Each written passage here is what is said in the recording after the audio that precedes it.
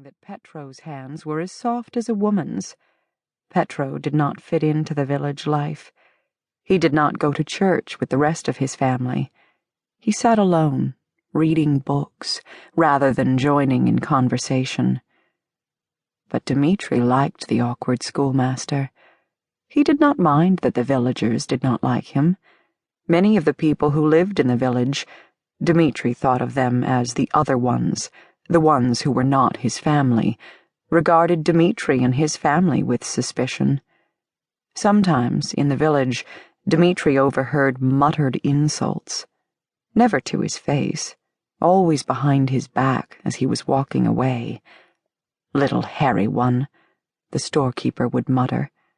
"Beast of the devil." But Petro Komenitsky always treated him like the other children, rapping his head when he didn't pay attention, nodding vaguely when he got an answer right. Dmitri lingered after the end of the class one day and asked Petro Komenitsky how their village had come to belong to the Tsar. "It seems to me that I belong to myself," Dmitri said thoughtfully. Komenitsky sat down at his desk, staring at Dmitri. "Speak quietly. The Tsar does not like people who think like you." Dmitri frowned and stepped back, but Komenitsky was smiling suddenly, an expression that fit his face strangely. "But everyone does not think like the Tsar, Dmitri, and that is good." Dmitri did not understand all that Komenitsky told him.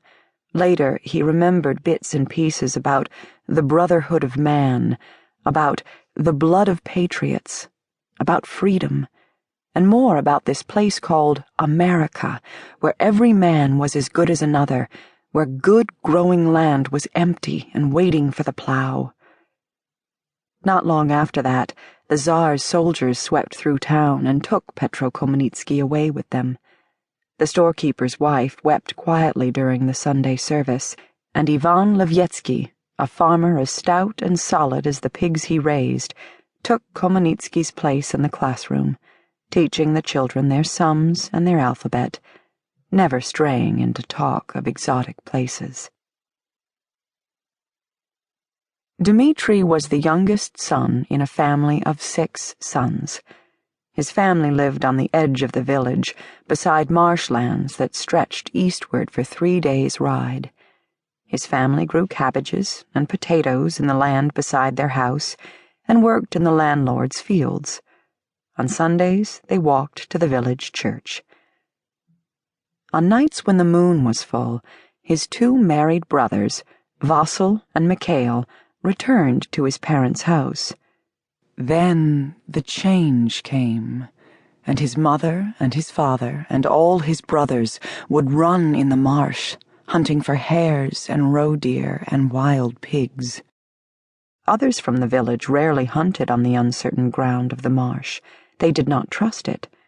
Paths shifted and changed, and the earth underfoot was treacherous. Ground that looked firm could give way beneath a person's weight. Pools that looked shallow had muddy bottoms that could swallow you whole. This land belonged to wild creatures who could sniff out the solid ground. When Dmitri was 15, the change came to him, and he ran with his family. It seemed to him that the coming of the change was like the shifting of borders. Everything was the same, and yet everything was different.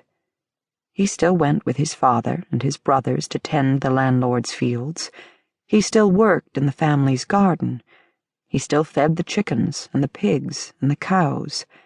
On Sundays, he and his family walked the 3 miles to the village church.